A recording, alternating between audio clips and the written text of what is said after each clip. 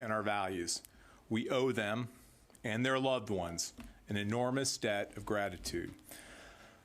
This is why I'm enormously blessed and privileged to stand before you today to outline the next phase of our campaign to defeat terrorists who have perpetrated attacks on our homeland, including those who help and harbor them, and to prevent future acts of terrorism against our nation.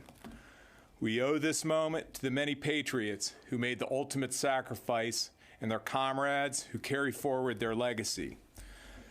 Together, we have mourned the loss of more than 6,900 American troops who gave their lives in Afghanistan and Iraq, and we will never forget the more than 52,000 who bear the wounds of war and all those who still carry its scars, visible and invisible.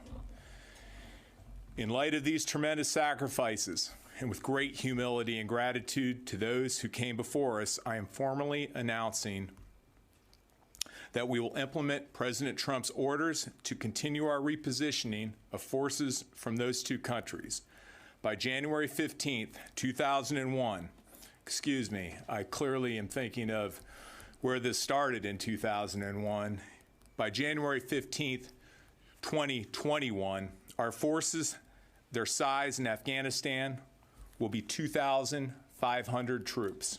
Our force size in Iraq will also be 2,500 by that same date. This is consistent with our established plans and strategic objectives, supported by the American people, and does not equate to a change in U.S. policy or objectives. Moreover, this decision by the President is based on continuous engagement with his National Security Cabinet over the past several months, including ongoing discussions with me and my colleagues across the United States government. I have also spoken with our military commanders, and we all will execute this repositioning in a way that protects our fighting men and women, our partners in the intelligence community and diplomatic corps, and our superb allies that are critical to rebuilding Afghan and Iraqi security capabilities and civil society for a lasting peace in troubled lands. And just this morning, I spoke with key leaders in Congress, as well as our allies and partners abroad, to update them on these plans in light of our shared approach.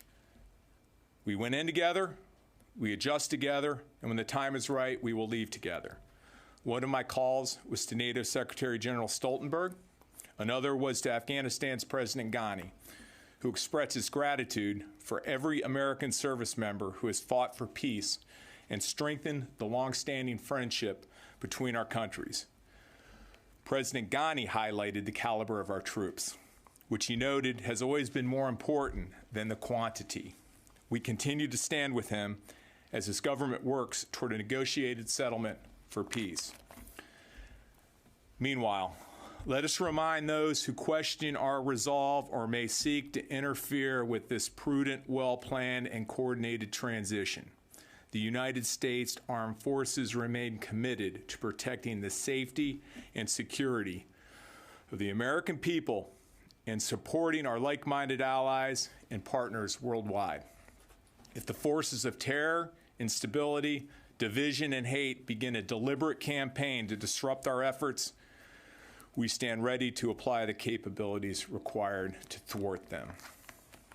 As a veteran whose life and family was irrevocably changed in the deserts, mountains, and cities of Iraq and Afghanistan, along with the hundreds of thousands of U.S. troops who have fought there and were forever transformed by their experiences, I celebrate this day as we continue the President's consistent progress in completing the mission we began nearly 2 decades ago.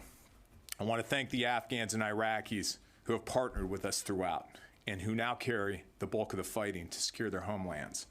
I want to thank our NATO allies and other partners who have fought alongside us and taken the lead on training and advising the Afghan and Iraqi security forces.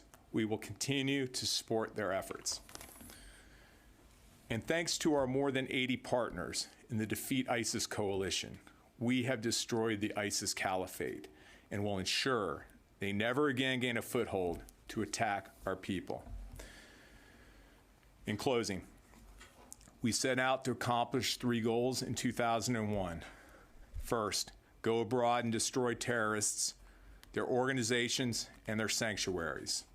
2, strengthen our defenses against future attacks. And 3, prevent the continued growth of Islamist terrorism, to include by working with allies and local partners to take the lead in the fight. Today is another critical step in that direction and a result of President Trump's bold leadership. With the blessings of Providence in the coming year, we will finish this generational war and bring our men and women home. We will protect our children from the heavy burden and toll of perpetual war, and we will honor the sacrifices made in service to peace and stability in Afghanistan, Iraq, and around the world, and celebrate all those who helped us secure freedom over oppression. God bless our women and men in uniform. Thank you very much. Can you tell us why you're not going to take any questions? Mr. Secretary, Isn't this going to hand the Taliban? More drying questions.